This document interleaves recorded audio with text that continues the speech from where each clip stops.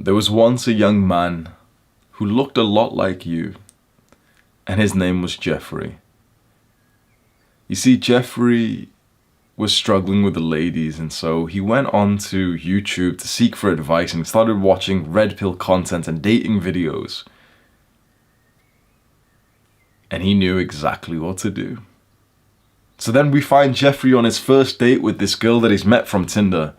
And he's laid back, he's dressing in a way that he's been told works even better to attract girls. The way that he speaks, what he says to her, his open body language, which he's forcing right now to attract her. And it works. For the first time in Jeffrey's life, by following all of this advice that he's found online, he's attracted the girl. They're making out, they end up having sex, she ends up becoming his girlfriend. You'd think Jeffrey would be super happy with this, but it's not long until Jeffrey realizes that he made a massive mistake. That the woman he attracted by pretending to be someone that he wasn't was the wrong woman for him entirely. Now the things get deeper and deeper, and he's built up this emotional connection with her. He's got into a relationship with a woman he realizes he doesn't actually want to stay with. Again, he's got into a relationship which he knows and he hopes will end at some point soon. That's a very painful experience. He knows he's not going to stay with this woman long term, and yet he's made this soul connecting tie to her. Because she's nothing like him. She had already met up 10 guys on Tinder before she met him. She was attracted to this aloof personality, whereas Jeffrey's a lot more sensitive. Soon Jeffrey realizes that she's not even dating Jeffrey. She's dating the dating and red pill YouTubers that he watched, that he was pretending to be more like. And it's a sad day when Jeffrey sits beside his mentor, Adonis. And the two of them together realize that maybe Jeffrey has to end things. Simply because he didn't start with authenticity. And that's a lot like my own story. For years, I struggled to get girls, and that became like an obsession of mine. And when you do get obsessed and quite needy with getting girls, you start to adopt this mindset that any success in this area of dating is a success. That you'd be happy if a girl did text you back, you'd be happy, even if it was based on the wrong mindset. You start to lose sight of the point of actually getting into relationships, which is to meet someone who you're compatible with so that you can actually prosper together. That your life will become better because she's in it. And soon you're literally so single-minded that you forget about all of that. You forget about thinking that you want a real benefit to your life by dating this girl. And suddenly all you're thinking about is, I hope I attract her. I hope I have sex with her. You come at it from this needy, insecure place. Even though these guys online are telling you don't be needy, don't be insecure, by following their advice, you naturally have to be needy. You have to be insecure to change your authentic behavior, to hide the real you and to present to the world and to this woman that you go on a date with. That's exactly what I was doing. And so I get onto self-improvement. I start being productive. I start ditching the old bad habits like drinking and taking drugs and just being like a degenerate. Suddenly I'm meditating, taking cold showers, and I'm being super productive.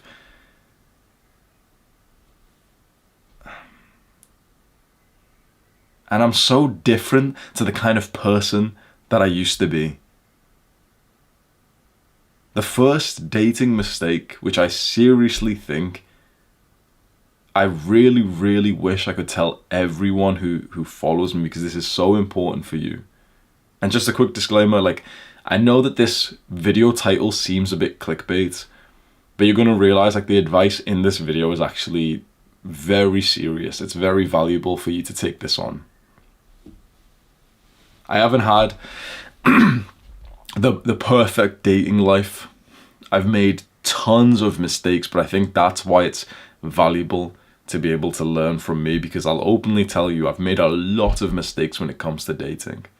And the first one, for most of my life, the mistake was that I wasn't authentic.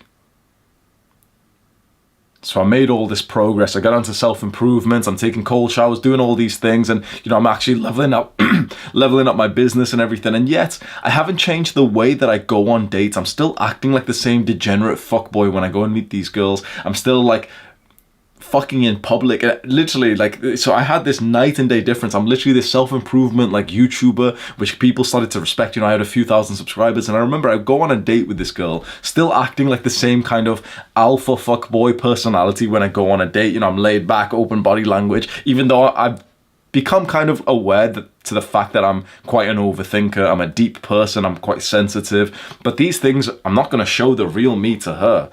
And so on the date, I'm pretending to be the exact same brain dead version of me, which I know gets me like a higher percentage of being able to sleep with these girls, the degenerate women I'd meet from like Tinder and stuff. And it works. I get into a relationship with this girl a few years ago, and I'm literally dating like a degenerate because I've pretended that I was a degenerate, because it was going to be like more successful, for example, for me to like sleep with her. So imagine that I'm this guy who's on self-improvement, and here I am dating a girl who still drinks and takes drugs and parties. And there was this one particular moment. I wake up and start my morning routine at 5:30 a.m. It's still dark outside. It's 5:30 a.m. I've just woke up. I've taken a cold shower. I'm getting ready, and I text her, and she replies almost instantly at 5:30. Why was she awake? We know why I was awake. I woke up early because I went to sleep early so I could start my productive, CEO, entrepreneur morning routine. Why was she awake? She was coming back home from a party at that time. She hadn't even slept yet. She had a blood alcohol level of like fucking 7.6.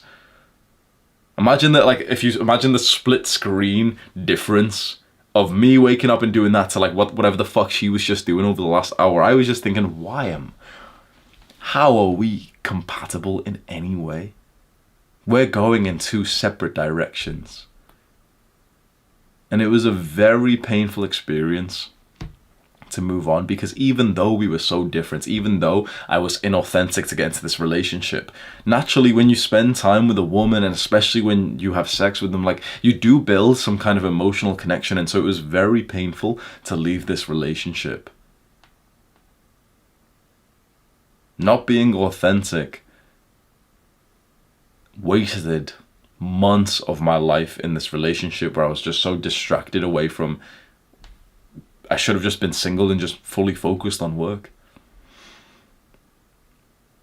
Because for you, the mistake that you could be making is that you're watching all of this like dating content online, you're watching red pill content, and you're realizing that there is a way that you will be more effective at sleeping with girls, at attracting like degenerate women, and it's to pretend that you're a degenerate. It's the, for example, like you've heard the standard advice, don't reply to a text quickly, pretend to be more busy than you actually are, speak in this aloof way, and speak like this, and talk like this, and act like this, and do this. All these people are giving you advice after advice after advice, because if you follow that advice, you will be more successful with simply just sleeping with more women. And that's what every guy gets crazy about. But the truth is, it's a lot better if you sleep with the kind of woman who you're actually compatible with, who's actually a benefit to your life, because you can go and sleep with these dirty, degenerate women who are going to parties, fucking other guys. They've got other guys like semen inside of them, and here you are getting like, here you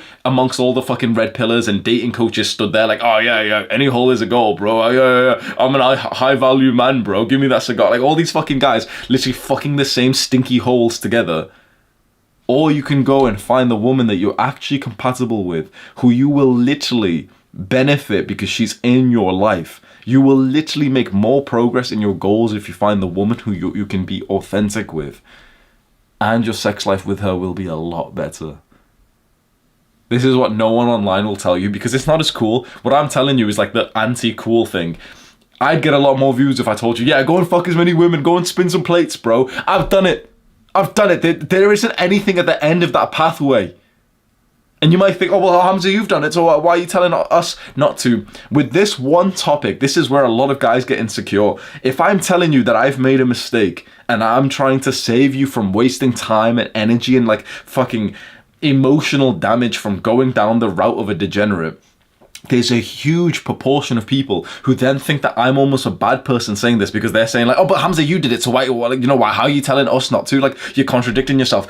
Do you understand, like, fucking basic common sense, how someone can tell you about their mistakes as if they've done it first? This is how we pass wisdom to each other. It's like I've tripped over and I've said, oh, watch out for that step, you might trip.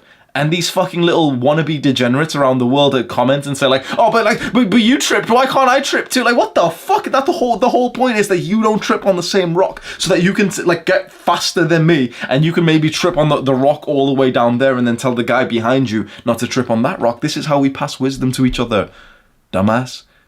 So if you've got multiple guys telling you that the path of the degenerate, the path of these red pill guys who think that they're high value men in fucking, there isn't actually that much satisfaction being around stupid women. It sounds like common sense. It really is common sense, isn't it? But there isn't much satisfaction or fulfillment to your purpose as a man, fulfillment to your mission and your goals, by being around stupid women who you have to act in a certain way around. So this is specifically for you as like the young guy who's gotten onto self-improvements. You still have ties to the normal world and the normal people around you. You still, to some people, pretend you're like a normal person who, for example, you'll dumb down how much you care about fitness. You'll dumb down the fact that you don't like want to drink anymore. You barely drink, but maybe you do when you go for a date or something. You dumb down these things that you actually care about, because you think that it'll make you more successful at getting this girl. But do you not see like the counterintuitive mindset there? That by you pretending to be someone that you're not, a lesser version of yourself, the woman that you attract when you're acting like this is into a guy who's like this. She's not into you. She's into like the degenerate version of you. So what do you think when you actually date this woman? Let's say you get the best case scenario and you can start having sex with her all the time. When you actually start spending more time with her, what's going to happen to your own development? Because you're just putting yourself in a state where you're lesser than you really are. Just because you might get some stinky hole from the girl who's also sleeping with a lot of other guys. And if you do get into a relationship, you'll realize that you've built it on this fake, false foundation. She'll realize that she's dating someone else that she thought she was. You'll realize that by acting and playing these games, you're dating a dumbass. You're dating the kind of girl who's attracted to the fuckboy degenerate, like a aloof version of you who doesn't text back facts, who sometimes ignores her messages. You're dating the girl who's attracted to you when you are distant from her. It's probably not the kind of relationship that you want. And so that's exactly the situation. By the way, I'm still in this morning routine texting her, and I've asked her, oh yeah, why are you awake? And she said, oh yeah, there was this outdoor rave, it was sick, you should have come. And I'm still pretending, I'm like, oh yeah, that sounds sick, yeah, maybe I should have, but she's like, why are you awake? And I kind of told her the truth, I said business. But fuck me, man. I was pretending to be like more of an idiot, because that was the only way that I could actually be around her and most women that I've ever dated, because I've always been like this. And things are very different now. When I met my current girl that I've dated since July, if you haven't watched it or listened to it yet, I have a Spotify podcast where I explained why we broke up. Oh, well, I broke up with her like maybe about a month ago. And then I got back together and we made like a Spotify podcast. So you can search my name on Spotify if you haven't already. And like one of the most recent episodes of the podcast, we've kind of had like a 20-minute conversation where we explained it. Just in case you're curious. Wait, did you get back together? That's why. But yeah, 100% we did, yeah. So we met in July 2022. And from the start, I already knew that I was going to be authentic. Because I was done with playing these fucking games of pretending to be dumber than I am. It just sounds stupid now that I say it out loud. Like, you know, you're pretending to not be the guy who's really onto self-improvement because it's cooler for you to act like it's all natural. It's cooler for you to, you know, like, pretend like you've put less effort into yourself. It's cooler to be like that. But the truth is, I'd rather just meet the woman who's also compatible to the real me, so I can tell her how much I care about these things and she thinks that's a good thing instead of thinking that it's cringe. Now again, dumb women that you meet on a night out or that you meet from like Instagram, they'll think that it's weird that you meditate every day religiously. They'll think that it's weird that you gratitude journal and stuff. Okay, sure, but you probably didn't want to date those women. It's just that right now you're in an insecure mindset, but I wasn't, right? And so from the start of meeting my girl, I'm telling her, we end up speaking about self-improvements. We speak about Andrew Tate. She's in Hustlers University. She hasn't made any money in there because she's not very disciplined when it comes to work. And I'm literally like, we end up like literally ranting to each other about how shit the modern world is and how much progress we're making. And the way that she was talking about average people, I was like, man, this is my wife, bro. Holy shit. Like, she was just criticizing all these fatties and everything and saying like, you know, and it doesn't take much. Like, you know, she's been improving her diet. And I was like, oh yeah, me too. Like, you know, my diet's way better and we're doing this and, you know, delaying gratification and meditating. She's like, wow, you meditate. And, you know, like I was openly speaking about the kind of person that I was, and that meant that we bonded incredibly well. Within 24 hours, both of us genuinely fell in love with each other, and this was literally the first time we had ever met each other. But the real part of this story happens when I fly home. So this was literally, it was almost like a movie where this was on the last day that I was in Thailand, and she was continuing to travel after this. I fly home.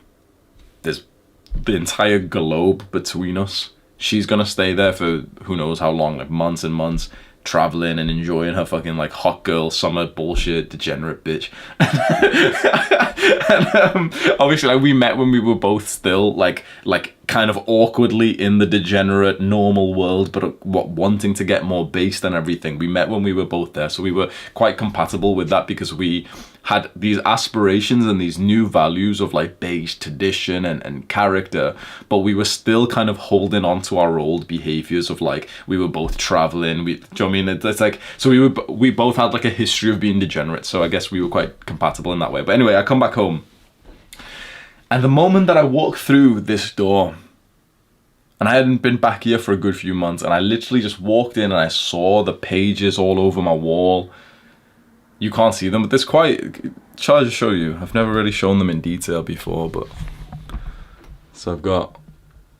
There's usually quite a lot more. But, I'm gonna sneeze, bro, one sec. There's usually quite a lot more papers on my wall, but a lot of them have fallen off because of this stand-up desk. It kind of goes up and it kind of like scrapes them off, but yeah. I walk in to this room with all these pages and my goals on the wall. And I just kind of realized to myself, like, I'm not going to hide this. This is who I am. I am this guy who cares so much about his goals and working hard. I'm a guy who's got tons of ambition, and I'm not going to downplay that anymore. And so the moment that I walked back here with my heart connected to her, and she's on the other side of the globe, I show her in detail, like a video of every page that I've got, telling her exactly what my plans are. And in my exact words, I spoke to her in a way that I'd never spoke to a woman before. I literally text her, I'm going to the top, and I'm gonna take you with me. I told her about my goals, my plan to make over $100,000 per month, over $1 million per year. The huge subscriber goal that I was planning. At the time I had 500k. I told her we're going to hit way above 1 million for this year. This was in 2022. So if you've been a fan of mine, you know that all these goals actually came true. I'm telling her all this. And I just think, you know what? Like, I'm not going to play it cool and pretend that I don't like her. Like, all the advice I've always taken online. My heart is connected to her, so I'm going to act like it. So I tell her straight away. We've met once, by the way. And I tell her, I want you to come home to the UK. She was loving her life, being like this fucking hot girl who's getting like, you know, little smoothie bowls and stuff. Fucking stupid bitch. She was loving her little traveling life. She went with like her brother and a friend, or like 2 friends or something. She was tanning every day and, you know, like enjoying the seaside and whatever. And she was in a beautiful part of Thailand. And I literally said to her, like, I want you to come home so you can be closer to me.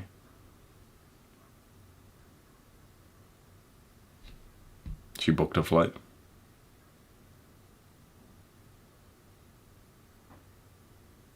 And I also said one more thing. I told her, I don't want you to get with any other guys. And she replied, there's no one who can compete with you.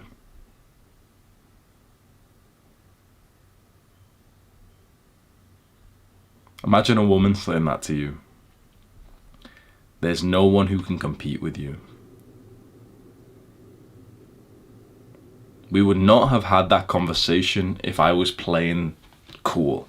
If I came home and pretended, oh yeah, you know, I'll just see her whenever, even though I really liked her. If I just pretended, oh yeah, well, I'm not going to show her how much I like her. That red pill advice that you see online is great, to be able to just sleep with as many degenerate, broken women as possible. But when you actually like a woman and you actually want like a relationship, don't take the advice that you see online, because bro, most people aren't in happy relationships. Most people don't even know how the fuck to get into a good relationship, and the people who do are so content with their lives, they often don't sit there making like good advice on YouTube. So all of the advice and a lot of like the videos I've made is just promoting you to be this inauthentic person who should stay mysterious and who should, you know, who should be a player. But here I was defying all of the rules that I had set for myself previously, and it worked. She traveled the entire globe, over 20 hours, to come see me for our second date. And she essentially just decided to like just move back home to the UK, like where she's from, just so that she could be like a few hours away from me instead of like across the world.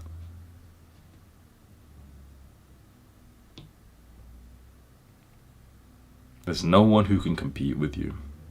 We had that entire conversation and also the experiences we've had because of that moment of authenticity when I walked in and actually saw who I was with these goals on the wall and my ambitions and my, you know, like phrases I had wrote down that meant a lot to me. Penetrate your fear.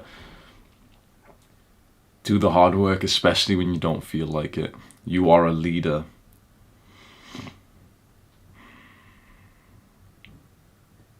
And you might think to yourself, okay, you're saying that it's a mistake to be inauthentic. You might have this limiting belief, saying, but I'm not that great yet, so I'd act like a little bitch or a beta or something, and so I wouldn't even attract girls. And I agree, like, you are a little bitch, but I agree. Look, the idea behind being authentic, which seems really cringe, it's that you use the best piece of advice that's out there. There is one literally singular 10 out of 10 dating advice which people laugh at, but it's only because they're at like the other side of the bell curve. But when you get to this side of the bell curve, you realize this piece of dating advice is the best out there. Just be yourself. The point is, if you're just trying to fuck as many women as possible, be the alpha male, 6'7" Chad, okay, sweet. But if you're actually trying to find a woman who's compatible to you, how are you gonna do that if you're not yourself? Now, this doesn't mean to be content with being a loser. I'm not saying that. Obviously not. I've got fucking 800 videos where I'm telling you to stop being a loser. But demonstrate and project the real you. Try to be as 100% authentic as you can to this person. Like when you go on this first date with a woman and you're trying to see if you're actually compatible. This is if you want like a serious, long-term, like genuinely healthy, beautiful relationship. Which if I tell you, by the way, the difference between that and just being a degenerate player It's not even close, bro. Being a player it breaks my mind just seeing how much that's promoted these days, because it's not that great. You're still living this shallow life, but you just get to like masturbate with another woman's body. It's not that great. The sex that you have in a healthy relationship is literally, you can't even imagine. It's like revelationary, the level that you can build up compared to just like another stinky hole from this girl on Friday, and she's fucked a guy 2 days ago. So if you are thinking, oh, you know, this works for you, Hamza, because, you know, when you're just being yourself, when you're being authentic, you are this guy and you've built up some success and everything. Okay, sweet. But the truth is, you don't need to be any different level than you actually are to be authentic and to be able to attract a girl who's compatible. The whole point is, if you can destroy this insecure mindset where you need to attract this girl and simply just have this more abundant personality of just thinking, okay, well, I've got high standards. I want a girl who just fits with me, no matter if you're a fat, broke loser or you're like the biggest Chad in the world. Being authentic to who you are will mean that the women who come into your life are actually there for you. They're actually going to be compatible for you. If you start to act inauthentically and you use these tactics that you learn online, suddenly the girls that you're attracting, they're not even into you because you're pretending to be someone that you're not. You're hiding the real you. And so let's say you're a fat, broke loser right now, but you're watching videos like this, you're getting onto self-improvement and you've got these goals. That's still you. And so you talk about that. You're this fat, broke loser on the first date and telling this woman, yeah, you know, my goal is to lose 30 pounds and I've been going on 5 runs a week and I really, really like it. And I've already made loads of progress and I'm going to build that like amazing body and I can't wait. And well, what's your fitness goals like? Imagine if you have that kind of conversation and literally 99 out of 100 women won't be interested because they're just fat, disgusting. Like, you know, like women who just eat Doritos thinking that you're weird for wanting them to be on a diet. But imagine you meet a woman who's not, let's just say she's on your level in a respectful way, like, you know, she's kind of like overweight as well, but she gets inspired hearing that and she's like, oh wow, like, you know, yeah, like I've been tracking calories too and I've been losing, like suddenly you've just found the fucking perfect woman who you're actually compatible with, instead of you pretending to be this fucking alpha male, like pretending to be like Tate smoking the cigar, like thinking that you're someone that you're not, and then suddenly you're attracting the kind of women who aren't even into you. Do you see how this works? Don't dumb yourself down to be cool. The second mistake is choosing a woman who doesn't choose you. This is a passage from The Way of the Superior Man. And this is something that a lot of young guys go through, and I did as well. So when I was a little bit younger, I remember, you know, I was just getting into like the cold approach and dating and everything. And there was a girl in my class that I ended up having a crush on. So by the way, I'm like 17 years old. And I pick up the courage to message her on Facebook, or this was when people use Facebook, but you can imagine like Instagram, right? So I send her a DM and, oh, hey, are you in my psychology class? And yeah, oh, yes, I am. And she's replying. And every reply she sends me, I was getting proper like, oh my God, like I'm actually getting a reply. I'm showing my friends and stuff. And we speak for a little bit and I invite her to come on a walk with me. Just nice and easy. So we meet for this walk and she's actually agreed and she's gonna meet me. Okay, sweet. And we meet and straight away it's just like, you know, I'm 17, so it's a little bit awkward. I've never even kissed the girl at this point, I think. And it feels a bit awkward and everything. But we meet and we start going for a walk and, you know, we're both kind of reserved in some ways. And it was awkward is the way I describe it. Like our personalities didn't really match, and we ended up, for example, walking through this park where there was a pull-up bar. Sometimes when I'd walk through this park, I'd like do some pull-ups, and so I went there, did some chin-ups this time, and then I say to her, like, I'll go and like have a try, let's see if you can hit one. And she was just like, no. I was like, wait, no, you can just try, like, you know, I'm not gonna laugh, I'll help you or anything, I won't like you any less, or, you know, something like. And she just refused as if she was not interested. I don't know if she was like embarrassed or whatever, but then that was just like, you know, an incompatibility there. Like, I'm the kind of guy who, like, if there's a pull-up bar, I'm gonna do a pull-up, and I want to be with the kind of girl who, if there's a pull-up bar, if I'm gonna do a pull-up, I want her to try and do one as well, just because it's like, it's just fun to, you know what I mean? It's like, it's not that big of a deal, just do a fucking pull-up, bitch. Like, I know you probably can't do one because they're kind of tricky for girls, but it's like, just try anyway. Like, what the fuck, fucking pussy. Like, and she's just there like, no, like, I'm like, what the, okay, whatever. We keep walking and stuff, and it gets a bit awkward, and it's time for her to leave, and I go and like walk her back to her like father's house or something, and we're at the outside of it, And I go in for like a hug thinking, okay, that's normal. And as I do, she gets like weird. So I don't like people touching me. I don't like people hugging me. I'm like, what the fuck? Yeah, she goes in. We text each other. Oh yeah, it was really nice to see you on the walk, huh? And I think what happened was I messaged her after this saying like for the second date. So I still wanted a second date even though it was fucking weird because again like we weren't compatible. But I was only thinking binary of like I hope I can keep attracting her. But either way, I sent her a message to join me to go to watch Guardians of the Galaxy, and this like movie that was playing at the time. And then she just replies like, "Oh hey, you know, I think we should just be friends." Ugh. Even though we weren't even compatible, that hurt, right? But worst of all, she friend zones me, and I do what every young chump has done. You've done, maybe you're doing right now, which is I continued to speak to her, and I sent her another message like, "Oh well, what if we go watch it as friends?" Thankfully, she said no to that, and she said, "Oh, that might be weird." Imagine if she said yes. Imagine if this girl who had just friend-zoned me, who I wasn't even compatible with in the first place, came onto this date as friends. Maybe she brought her own like female friend, and it was just this awkward situation of me sat down next to these like two girls. Choose a woman who chooses you. This is something that so many young guys need, and even older guys need to be told.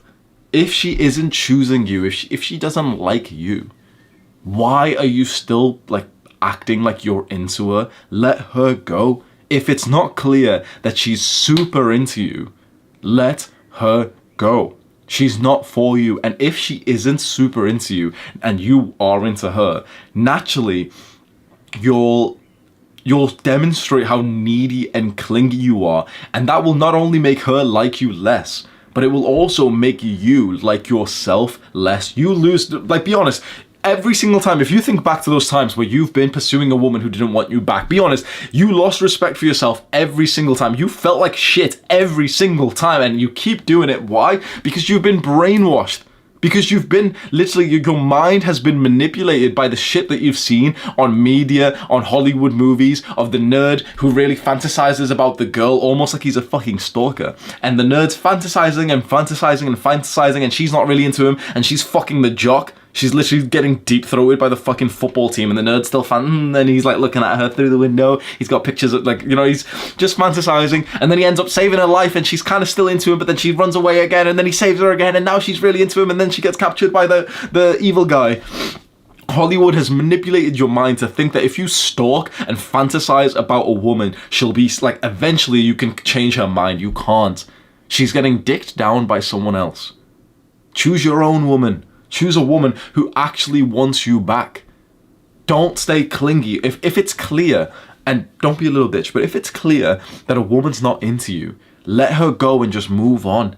Move on, focus on your own goals, and when you encounter another woman, see, are you first compatible, and two, does she like you a lot, enough for you to think, yeah, this could be something nice. Now, some women might act like they're not choosing you. Some women might have, like, you know, the play hard to get kind of mindset. You need a certain level of understanding to know, okay, is she really not into me? Or is she into me, but she's kind of hiding it a little bit? She's playing hard to get. 99 times out of 100, for most guys, she's not playing hard to get. She's just not into you. Okay? I know that can hurt to hear, but it's the truth. If there's a woman who it's not super clear that she is super into you, it's not because she's playing some game and she's playing hard to get. It's because she doesn't like you. And the truth is, even if she's playing this game, even if she's playing this hard to get game, you probably authentically, if you really ask yourself, you probably don't want a woman who's like that. Right? You probably don't want a woman who's literally like playing these games and fucking up your mind. If you love that, if for example, you just, be honest, if you genuinely love that, you could get with a woman who's going to continuously do that, who, like, for example, you're always going to chase for your life. I don't really like that dynamic. I think the other way is better, where she's chasing you, but you're naturally just chasing your goals. If that's authentic to you, that you really want this dynamic of chasing this woman who always pretends that she's not into you, go ahead. Chances are you probably want a woman who actually likes you and who maybe preferably chases you, right? So when there's a woman who you're into right now and you've developed this crush and this fantasization for, and she's acting like she's not into you, take the message, take the hints, and just step back and just leave that alone. It gets tricky when this is mixed with work and with school, when you constantly see this girl and your brain and your heart is connected to her. The way to overcome that is to have focus on, first of all, your goals, and then second of all, other women. To be open, to really just, everything will come back to authenticity, to just think to yourself, you know what, let's say she is playing, like let's say I've still got a chance. I don't like how I feel in this like situation with her. It doesn't feel good to be like into her. So why would I want this in my life? There's so many other women, and as soon as I start to detach away from her with just conscious thought that she's not good for me, then I can start to like, feel a bit more open to the next woman. I can move my attention a bit like in a different direction. If you're just authentic to yourself and you're in this situation right now where you're into a woman who's not seemingly into you, if you're authentic, you'll just say like, yeah, well, this experience does not feel good. It's actually mentally distracting away from my goals. Why am I here? I don't even feel good. I don't even feel happy in this situation. So even if I've got a chance with her, it's not even like a positive addition to my life. So let's just leave it. And you might have this limiting belief, what if I can change her mind? But you've got to understand, you can never really change a woman. She is how she is, and she can be influenced to be a certain kind of way, but you would always be playing this game with her. If you think that you can change her mind, trust me when I say, it's not just going to be like a one-time change and suddenly she's a brand new person and she acts proper warm and receptive. This type of woman is, if she's into you and she's playing this game, first of all, she's playing games with your heart. But second of all, she's always going to have this dynamic where she's going to pretend that she's not interested in you, and that's going to fucking hurt. There's not many guys who are built for the kind of life where they actually want to chase the woman who like pretends that she's not into them, because that's, in my opinion, for me, not the right dynamic. I'm focused on so much in my own work and my own personal development that I need a woman who is chasing me. She's onto me. She's like literally doing a lot of the work and the effort to be with me, because I'm constantly like almost distracted away from the love. Like something else is the priority for me. For me to like always have to think about, oh, I've got to chase her down and fucking push her down to the floor and hold her there so that she loves me. That's fucking weird. Chances are you don't want that either. So choose a woman who chooses you. The third mistake that you could make in your dating life, which a lot of the YouTubers and all these guys online, they never speak about this because you might be called a simp, but it is a major mistake to not praise your woman. Praising a woman is kind of like giving water to plants. It's life for the feminine energy inside of her. When you praise her behaviors, what you're doing is not only one, demonstrating your love for her, but you're also two, giving her like the masculine guidance, because this is the best way that you guide a woman, is that you praise the behaviors that would be good for her. And I always thought that this was like something that was like beta. This was something that I always struggled with, because I thought to praise and compliment a woman was like, beta or cringe or whatever. And so I remember being in this relationship for years and years and years with this girl who I would never ever praise, because I was acting like too much of this alpha, like the stuff I had saw online, to act like aloof and everything, even in a relationship. And so for years, like this girl, she had helped me. She helped me with my business. So I used to resell clothes on eBay, and I used to work a part-time job or even a full-time job at the same time as well. And when something would sell on eBay, all I needed to do was screenshot the sales page, like, the details of the customer, send it to her. And this girl that I was dating, she would literally go find the piece of clothing in like our big storage like space, get it, package it up, write the address, go to the post office, pay with her card, not even ask me for the money. And so literally, like, I didn't have to do much work in my own, like, business. I was literally outsourcing it to the woman who loved me. Never once thanked her for it. Never once praised her for it. She did these things because she genuinely loved me. And I felt like this, this alpha male, yeah, like, she thinks I'm a high value man. It was only afterwards where I just thought, bro, you would have been more of an alpha. You would have been more of this high value man that you pretend to be if you just, like, loved her properly, if you, like, praised her for the times that she did good things. I felt very disappointed about myself when I, like, recollected that experience. It was in the past, a good few years, probably about 4 years ago. But over the years after it, I would kind of end up thinking about how I behaved in that relationship. Just thinking, like, is that your character? Is that your morals? Like, someone's done something nice for you and you don't even thank them. And I personally felt ashamed of myself.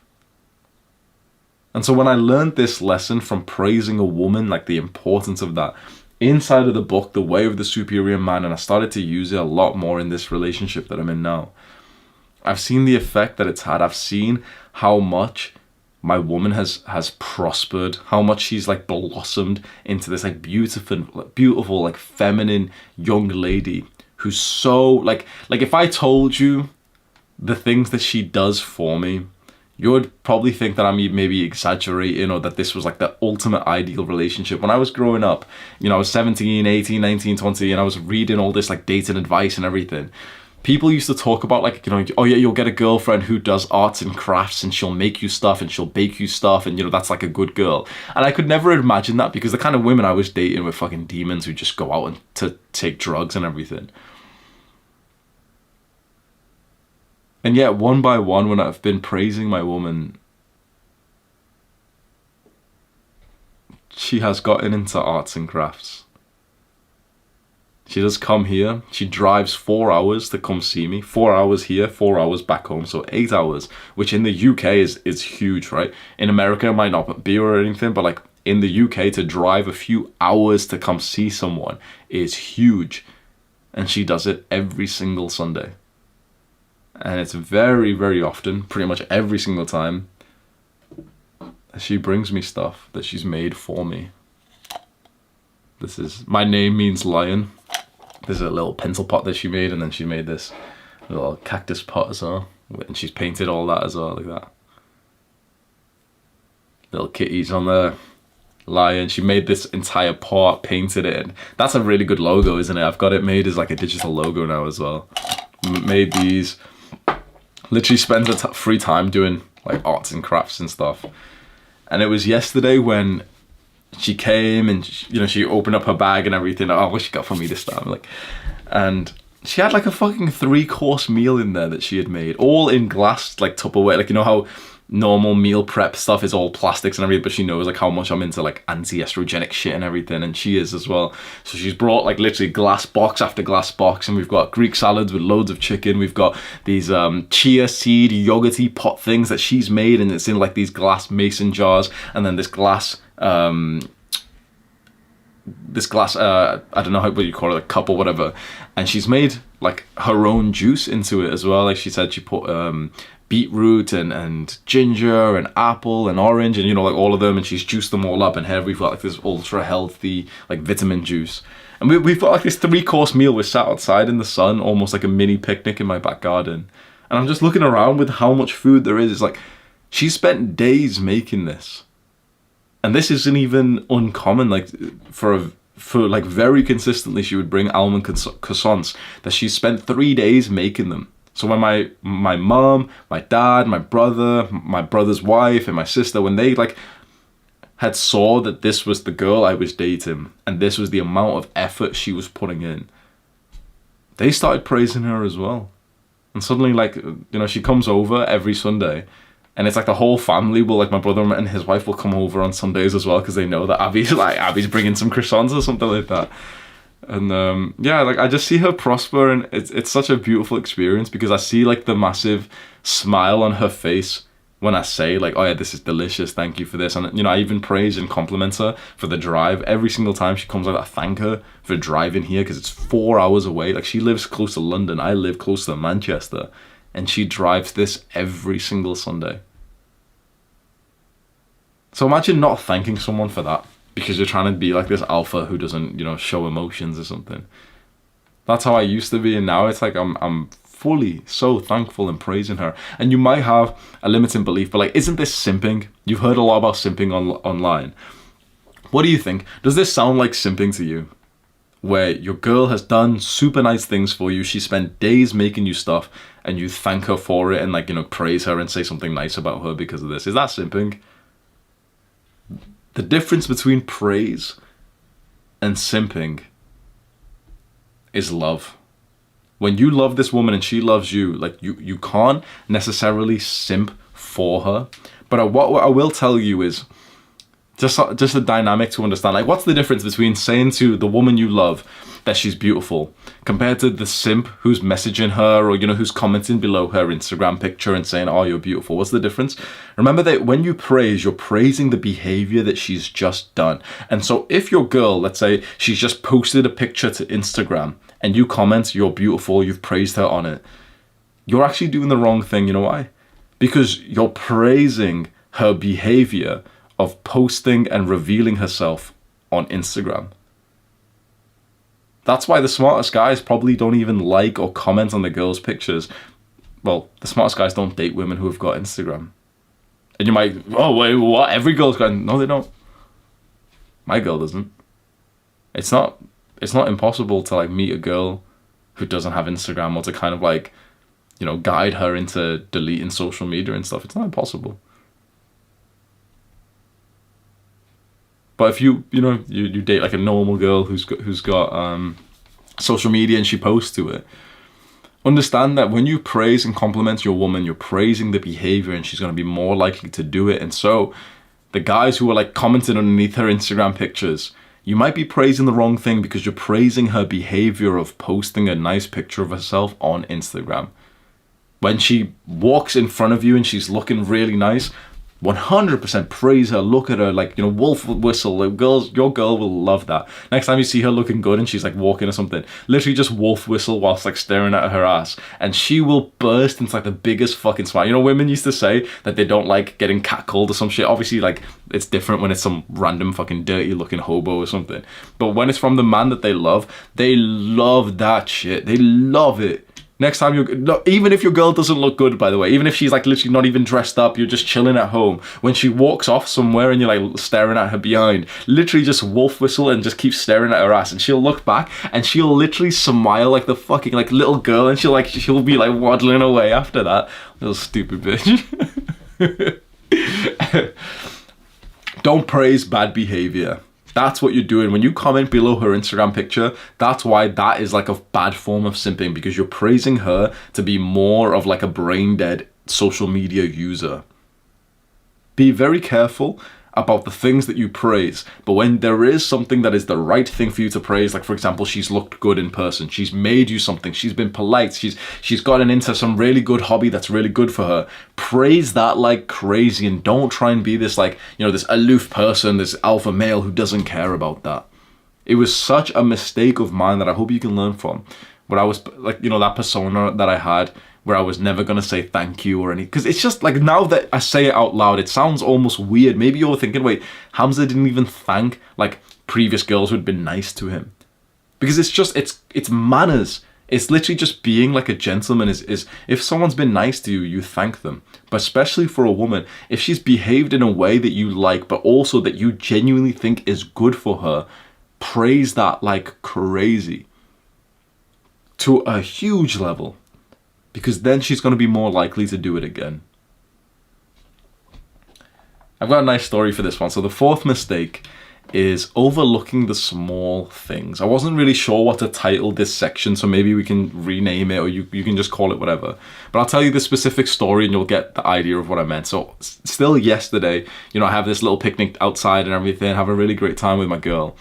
And the next day we wake up and it's like cue, like as soon as we wake up, I'm telling her, yeah, quick, like get ready and go, because my morning time is for my work. And so any minute she's here is kind of distracting in the morning. I want her to like literally go as fast as possible, so I can just, because my morning work time is like, my brain just works really well in the morning, so I just want to get to work fast. I don't like to like, lay in or any bullshit like that. I like to just fucking start working.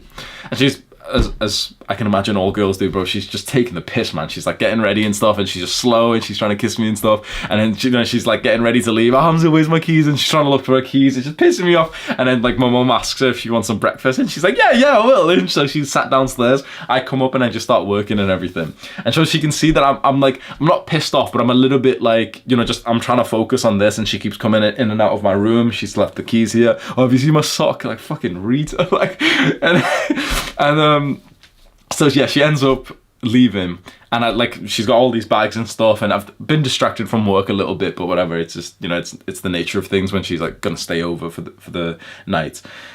I grab her bags, walk over to the car, put them away, and she's like, oh, like, you're frustrated, like, are you mad at me? Or I'm not mad. I'm just, my brain's just full of thoughts, so I just want to go and utilize that rather than not being present next to you. And she totally understands and everything. And she says, okay, well, if you just want to go straight up and work, it's fine. You don't have to wait at the door for me. So right now we're outside my house next to her car whilst I'm putting it in. Usually what we do is like, we'll say goodbye, and then I'll stay at the door, my front door, and kind of like wave her off and do something silly and everything as she's like driving off.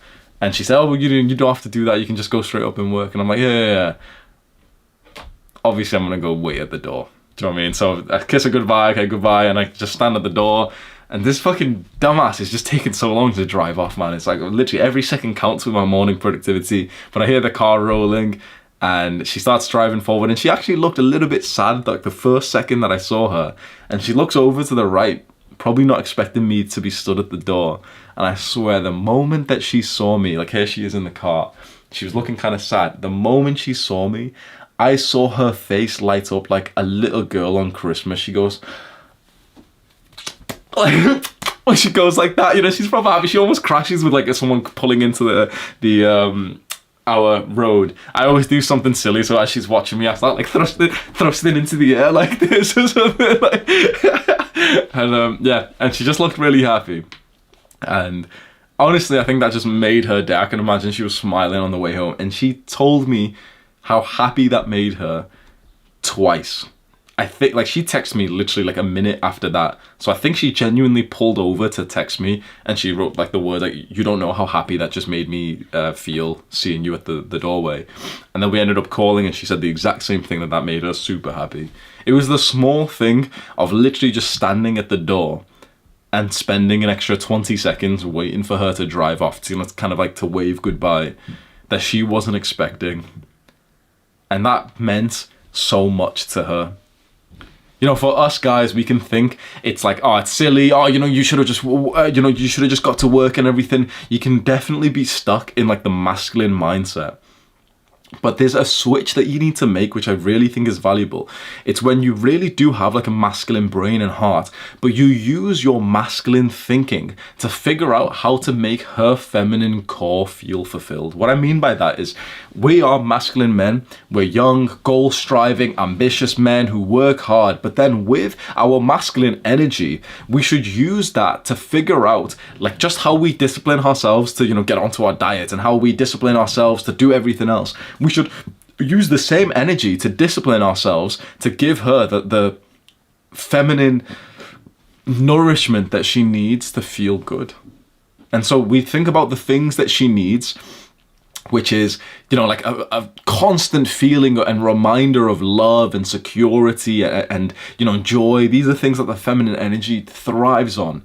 And we give her that. Because to us, a little 10-second, 20-second, somewhat unproductive wave goodbye doesn't really mean much.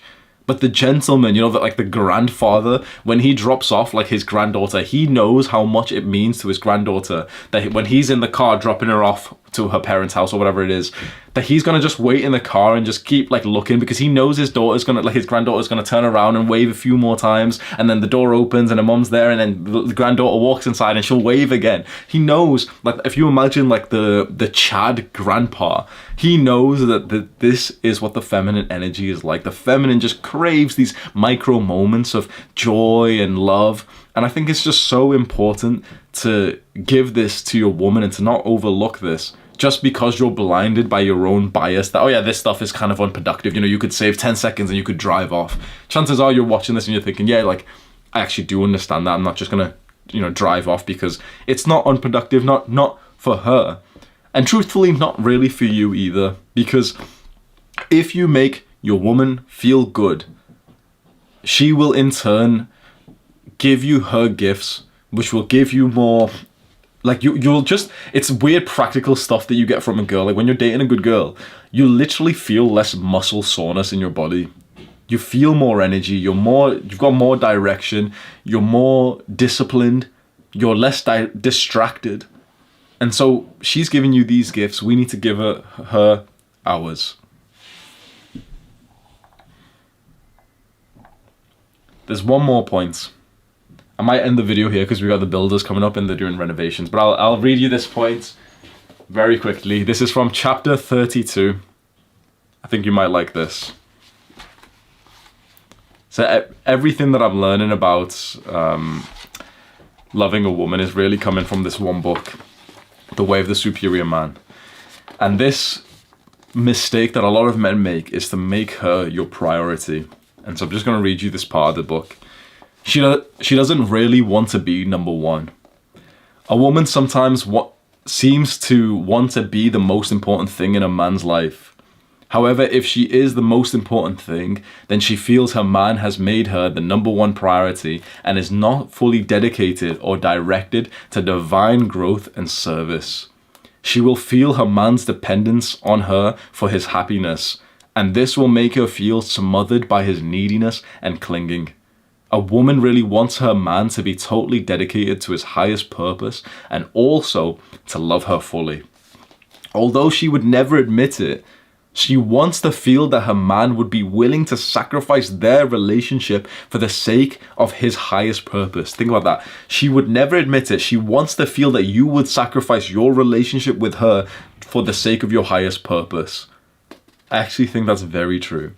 And it tells this story. Imagine that a man must go off to war. He hugs his woman goodbye. She is crying. Please don't go, she begs. You know that I must, he answers. They look deeply in each other's eyes. You know that I love you, he says to her. Yes, I know. And I know you must go, she replies, and another gush of tears bursts from her heartbroken face. He turns and walks out the door to his necessary destiny as his woman, full of pain and pride, watches him disappear.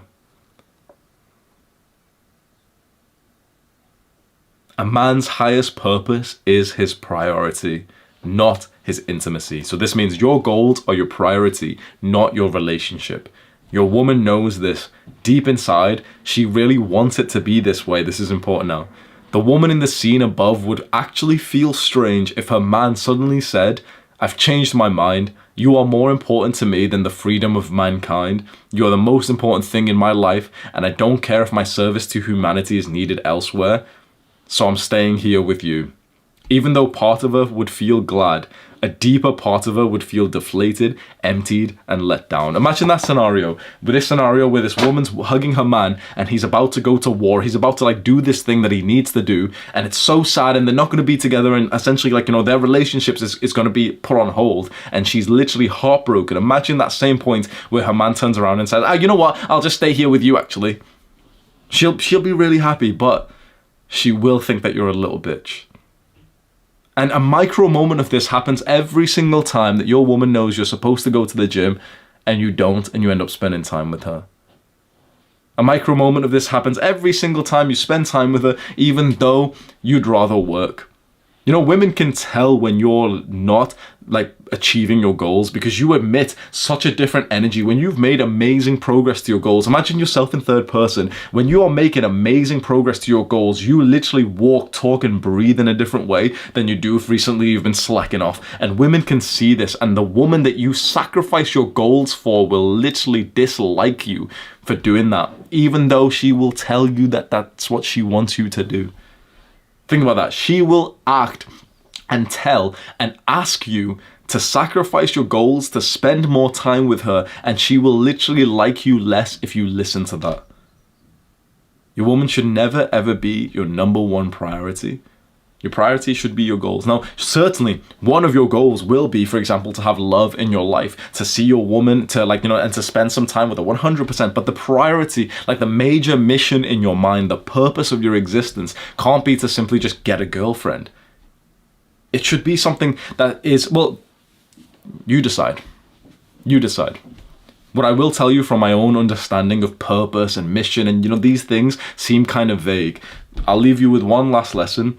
I believe that a man's purpose and mission comes to him in different layers, and it's all about the freedom that you wish to achieve right now. There's different freedoms that you can achieve. There's financial freedom, physical freedom, spiritual, emotional, mental. Imagine all these different elements of freedom.